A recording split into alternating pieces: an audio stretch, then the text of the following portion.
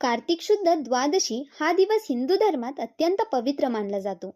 या दिवशी साजरा केला जातो तुळशी विवाह. या दिवसाला धार्मिक, पौराणिक तसेच वैज्ञानिक दृष्टिकोनातूनही अत्यंत महत्त्व आहे. पौराणिक कथेनुसार जालंधर असुराची पत्नी वृंदा ही एक महापतिव्रता स्त्री होती. तिच्या पुण्यप्रभावामुळे तो देवांनाही अजिंक्य झाला होता.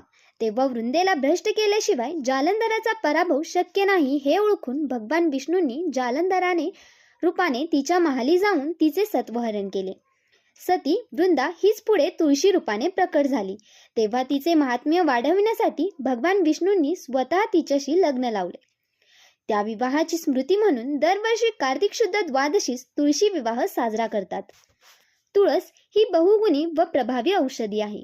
त्यामुळे शास्त्राने देवपूजा व श्राद्ध यामध्ये तुळस अवश्य सांगितली आहे. एखाद्याच्या गळ्यात तुळशीची माळ असणे हे त्याच्या धार्मिकतेचे व सदाचाराचे प्रतीक मानले जाते. अनेक व्याधींवर तुळस हे प्रभावी औषध आहे.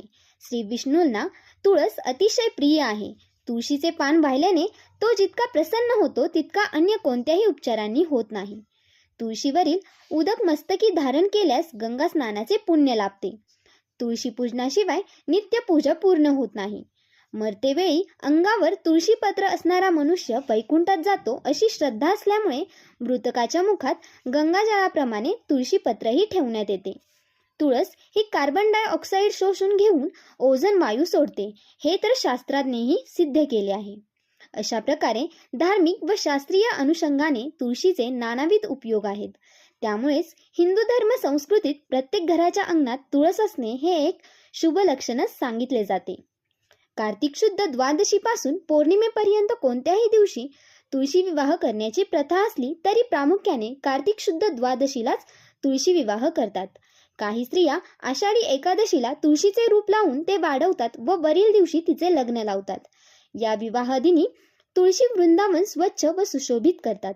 त्यापुढे रांगोळी काढून बाळकृष्ण व तुळशी यांची एकत्र षोडोपचार पूजा करून त्यांचा थाटात विवाह लावून देतात. ज्या घरात तुळशीचा विवाह होतो त्या घरातील मुलामुलींचे विवाह सुकर होतात अशी श्रद्धा आहे. तुळशी विवाहानंतर चातुर्मासातील व्रतांची समाप्ती होते व त्या अवधीत जे पदार्थ वर्ज्य केले असतील ते दान करून मगच स्वतः सेवन करतात. अशाच माहितीसाठी आमच्या चॅनलला लाईक करा, शेअर करा आणि सबस्क्राईब करायला विसरू नका. धन्यवाद.